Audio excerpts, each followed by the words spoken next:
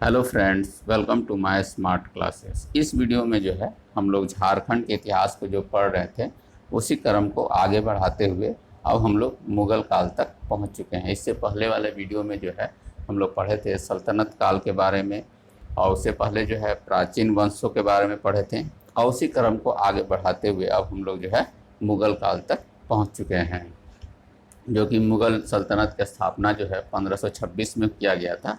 उस वक्त जो है झारखंड में जो है क्या हलचल हुआ था, उसके बाद के काल में क्या हलचल हुआ, उसके बारे में जो है हम लोग इस वीडियो में पढ़ने जा रहे हैं। अगर आप इस चैनल में नए हैं तो सबसे पहले इस चैनल को सब्सक्राइब कीजिए और घंटी का बटन ज़रूर दबाइए, जिससे कि सारे वीडियो के नोटिफिकेशन आप तक आसानी से पहुँच सके। तो चलिए वीडियो को आगे बढ़ाते हैं। तो बाबर और हुमायूं का काल, यानी कि 1526 में जो है बाबर जो है मुग़ल सत्ता का स्थापना करता है, और हुमायूं का काल उसके बाद का होता है। जो हुमायूं के समय में क्या है कि हुमायूं जो है अपने राज सत्ता को स्थिर नहीं रख पाता है जीवन भर कहा जाए तो इसलिए क्या है कि इस काल में जो है, यानी कि बाबर और हुमायूं के काल में जो है झारखंड की ओर विशेष कुछ नहीं हो पाया। लेकिन इस वक्त जो है अफ़गान जो हुआ करते थे वो झारखंड का जो उपयोग करते थे वो शरण स्थली के रूप में किया करते थे। इसके बाद जो है फिर से जो है अफ़गान शासक आता है, वो है शेरशाह सूरी। इसके काल में क्या हुआ कि झारखंड में जो है मुसलमानों का मार्ग जो है प्रशस्त जो है इसी के द्वारा किया गया था। और शेरशाह का सेनापति ख्वास खां का आक्रमण जो है चेर शासक पर हुआ था, और मतलब इसका आक्रमण का जो है जो प्रमुख कारण था वो था एक श्याम सुंदर नामक सफ़ेद हाथी। इसी को प्राप्त करने के लिए जो है ये आक्रमण किया गया था। उस समय जो है चेरो शासक जो था वो था महारत चेर, और इसको जो है परास्त करके जो है अंत में जो है इसे श्याम सुंदर नामक सफ़ेद हाथी प्राप्त किया गया। और चेरो वंश का जो संस्थापक था वो थे भगवत राय। इसी ने जो है चेरो वंश की स्थापना की थी। इसके बाद जो है हुमायूं के बाद जो है सीधे हम लोग आते हैं अकबर काल में। ये एक बड़ा काल है, इसलिए बहुत सारी घटनाएं जो है इस वक्त तक हुई है, इस समय जो है अकबर के काल में हुई है। क्योंकि शेर शाह के समय में जो है एक तरह से कहा जाए तो झारखंड आने का जो है मार्ग प्रशस्त हो चुका था। तो अकबर का जो है शासन काल में जो है झारखंड की ओर आकर्षित होने का जो प्रमुख कारण था वो था शंख नदी पर पाए जाने वाला हीरा। इसी हीरे को प्राप्त करने के लिए जो है अकबर झारखंड की ओर आकर्षित हुआ था, और सिंहभूम में जो है प्रवेश इसी के काल में हुआ था, यानी कि अकबर काल में ही सिंहभूम में प्रवेश हुआ था। ये प्रश्न पूछा जा सकता है कि किस मुग़ल शासक के काल में जो है सिंहभूम में प्रवेश हुआ था। तो अकबर का जो आकर्षण का कारण था वो था हीरा, जो कि शंख नदी में पाया जाता था। तो अकबर ने क्या किया कि शहबाज खां को झारखंड विजय के लिए भेजा था।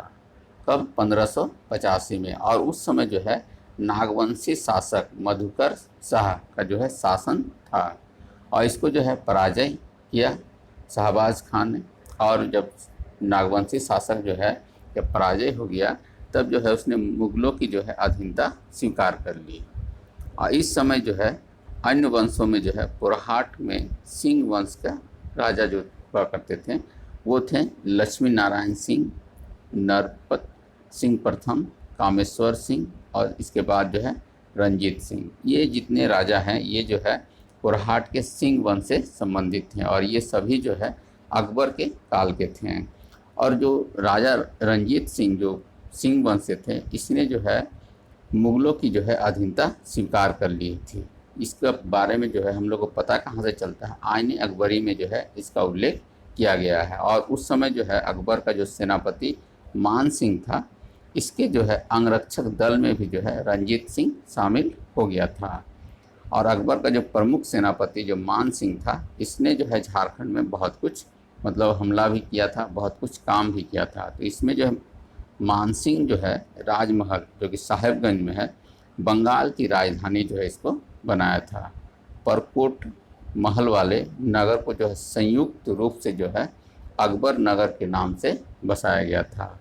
और मानसिंह ही जो है मानभूम से गुजरा था और परा तथा तेलकुप्पी मंदिर का जीर्णोद्धार भी जो है मानसिंह के द्वारा ही किया गया था। और मानसिंह ने जो है पलामू में आक्रमण किया और चेर राजा रणपत चेरो का उस समय जो है वहाँ पर शासन था, जब मानसिंह का आक्रमण पलामू में किया गया था। इसके बाद है जहांगीर का काल। अकबर के बाद जो है जहांगीर बादशाह बनता है।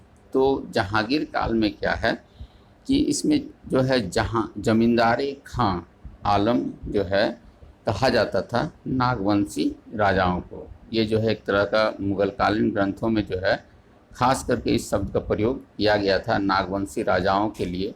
जमींदारे खां आलमा, इसका अर्थ होता है हीरो के खान का मालिक। ये जो है मुगल कालीन ग्रंथों में इसका उल्लेख है।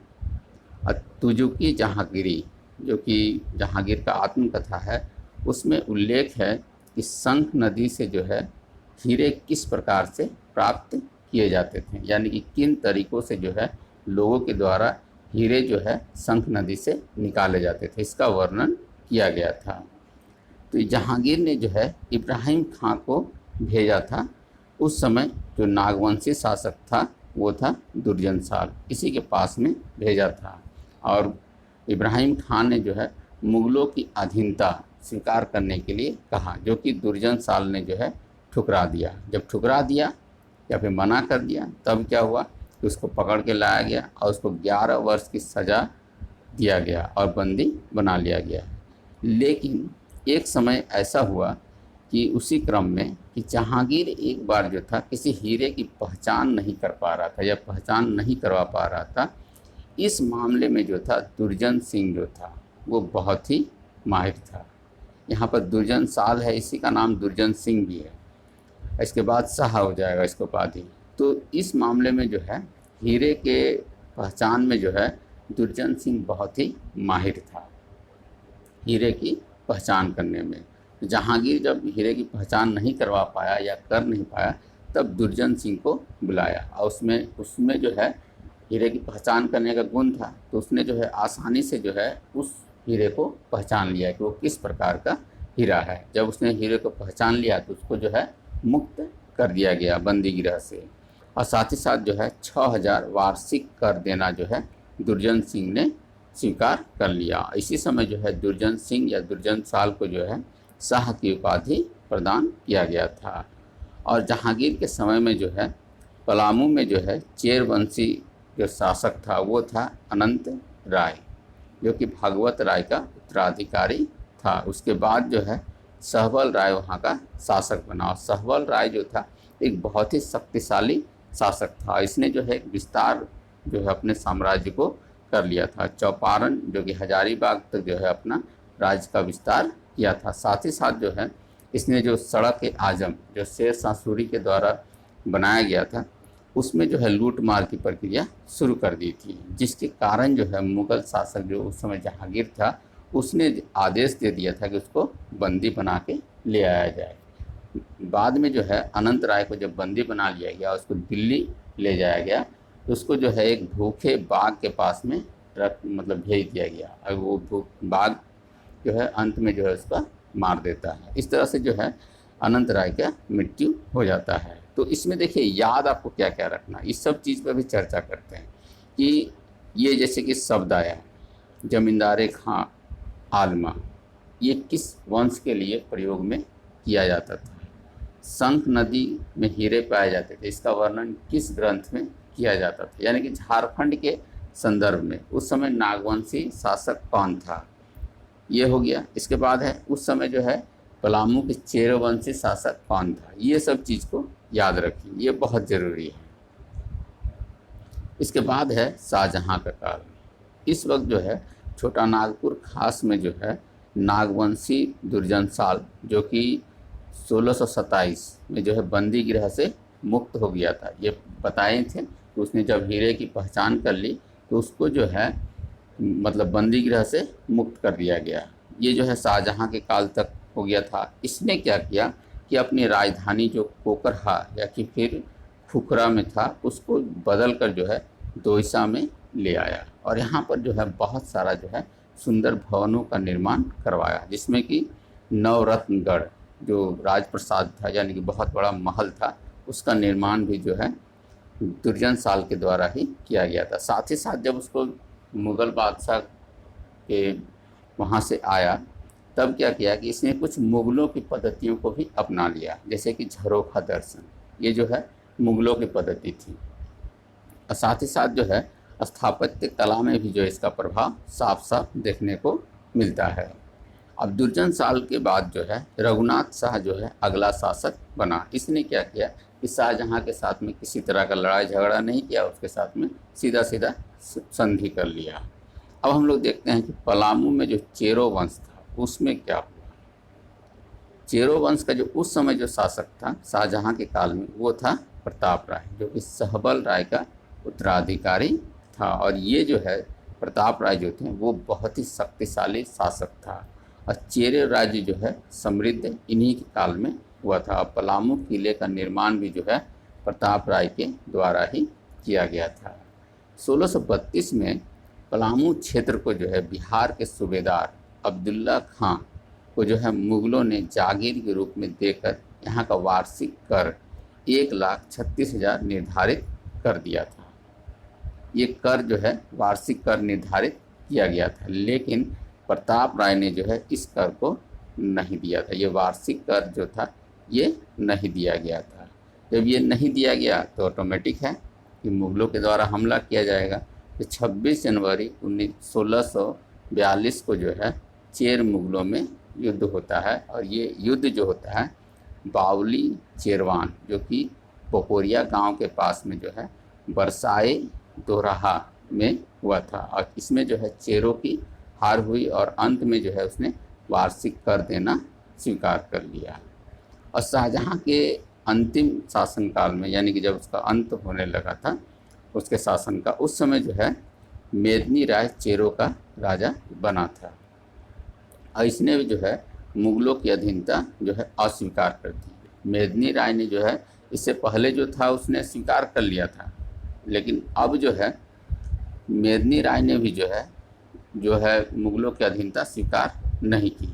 अब मुग़ल क्षेत्रों में जाकर जो है लूट मार करना शुरू कर दिया था। चूँकि ये शाहजहाँ के अंतिम काल शासन का जो है अंतिम चरण चल रहा था, तो इस वक्त क्या है कि इसके जस्ट बाद जो है औरंगजेब का काल आ जाता है।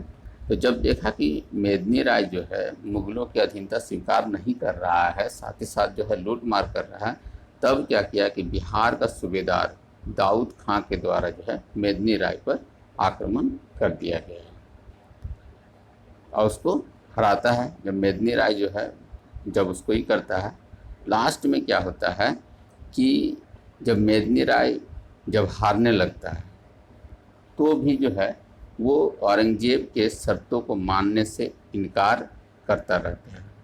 और जिस कारण जो है अंत में जो है फिर मुग़लों के साथ में युद्ध ही होता है, लेकिन हार जो है चेरों की हो जाती है। अब मेदिनी राय का जो काल है वो चेर वंश का जो है सबसे स्वर्ण युग काल कहा जाता है। इसकी मृत्यु जो है 1674 ईस्वी में हुई थी। मेदिनी राय को हराने के बाद जो है दाऊद खां कुंडा शासक की ओर बढ़ा। उस समय जो है कुंड शासक जो था वो था चुन्न राय। इसने जो है इस्लाम को स्वीकार कर लिया था और इसकी हत्या, जब उसने इस्लाम स्वीकार कर लिया तो इसकी हत्या कर दिया गया था सुरवर राय के द्वारा। अब जो है रुद्र राय, दिक्पाल राय और साहेब राय, उसके बाद के जो है कुछ शासक हुए थे, यानी कि चुन्न राय के ही क्रम में इसके बाद जो है रुद्र राय, दिक्पाल राय और साहेब राय, ये कुछ शासक हुए थे। अब है कि छोटा नागपुर के नाग वंश जो है उस समय किस प्रकार का शासन था, उस समय जो है कौन शासक था, तो रघुनाथ शाह का जो है उस वक्त शासन था। ये बहुत ही शांतिपूर्ण काल था, लेकिन फ्रांसीसी यात्री ट्रेवनियर ने उल्लेख किया है कि मेदिनी राय का जो है इस वक्त आक्रमण हुआ था। अभी बताए थे कि मेदिनी राय जो है उसके समय में जो है बहुत ही मतलब उन्नति हुआ था और वो जो है चेर वंश का स्वर्ण युग था। तो इसी ने जो है मेदिनी राय ने ही जो है रघुनाथ शाह पर जो है आक्रमण किया था, जिसके कारण जो है सबसे ज़्यादा जो है नुकसानदेह था और लूट खसोट भी हुआ था। और इसी समय जो है मेदिनी राय ने जो है एक विशाल फाटक लूट लिया था, जो कि नया किला में लगवाया। ये आज भी स्थापित है, जिसको कि नागपुर दरवाज़ा या फिर द्वार के नाम से जाना जाता है। रघुनाथ शाह ने जो है कुछ कार्य भी किए थे, जैसे कि मदन मोहन मंदिर का निर्माण करवाया था। उसी के शासनकाल में हरि ब्रह्मचारी ने राम सीता मंदिर, जो कि चूटिया में निर्माण किया गया था। रघुनाथ शाह का धार्मिक गुरु का नाम था हरिनाथ, ये याद रखिएगा, कभी पूछा जा सकता है। और रघुनाथ शाह के बाद जो है अगला शासक जो बना वो था राम शाह। औरंगजेब से इसके बहुत ही मधुर संबंध थे और इसने जो है 1692 में जो है मुगलों को 9,705 रुपये जो है मालगुजारी दिया था। इसके अलावा भी जो है कुछ राजवंश थे औरंगजेब के समय में, जैसे कि सिंहभूम में पुरहाट नरेश महिपाल सिंह औरंगजेब का समकालीन था। इसको भी याद रखिएगा, महत्वपूर्ण है कि कौन किसका समकालीन होता है, ये अक्सर पूछा जाता है। और औरंगजेब के साम्राज्य में लेकिन ये शामिल नहीं था। सिंहभूम जो है औरंगजेब के साम्राज्य में शामिल नहीं था, भले उसका समकालीन हो सकता है। पुरहाट नरेश महिपाल सिंह औरंगजेब का समकालीन था, लेकिन औरंगजेब के साम्राज्य में जो था सिंहभूम शामिल नहीं था। औरंगजेब के शासनकाल में 1667 में जो है दलेल सिंह रामगढ़ राज्य का शासक बना था। इसी ने जो है रामगढ़ राज्य का जो है शासक के रूप में इन्हें जाना जाता है। और इसने जो है बादाम के स्थान पर रामगढ़ को अपनी राजधानी बनाया था। किसने? दलेल सिंह ने जो है बादाम के स्थान पर जो है रामगढ़ को अपनी राजधानी बनाया। उस समय देखते हैं कि संथाल परगना की क्या स्थिति था। उस समय जो है संथाल परगना बंगाल की राजधानी जो था राजमहल से ढाका स्थानांतरित कर दिया गया था, जिसके कारण क्या हुआ कि राजमहल का जो क्षेत्र था वो आरक्षित हो गया था, यानी कि एक तरह से फ्री हो गया था। उसी समय जो है 1695-96 में शोभा सिंह मिदनापुर बंगाल से और उड़ीसा के अफगान रहीम खान, इन दोनों ने जो है इस जगह में जो है लूटमार करना शुरू कर दिया था। तो तब क्या हुआ कि 1697 में मुग़ल प्रतिनिधि जबरदस्त खान ने जो है दोनों से जो है राजमहल को मुक्त कराया था।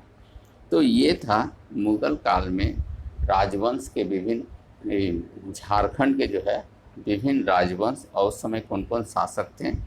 इसमें देखिए खास करके वैसे प्रश्नों को पूछने की बहुत ज़्यादा संभावना होगी कि कौन किसका समकालीन था और किस राजवंश का जो है उस समय शासक हुआ करता था, किस मुग़ल बादशाह के समकालीन में। इसलिए इस तरह से इसको ज़रूर याद कीजिएगा। और ये वीडियो जो है आपको जैसा भी लगा हो लाइक और डिसलाइक करके या फिर कमेंट करके ज़रूर बताइएगा। Thank you.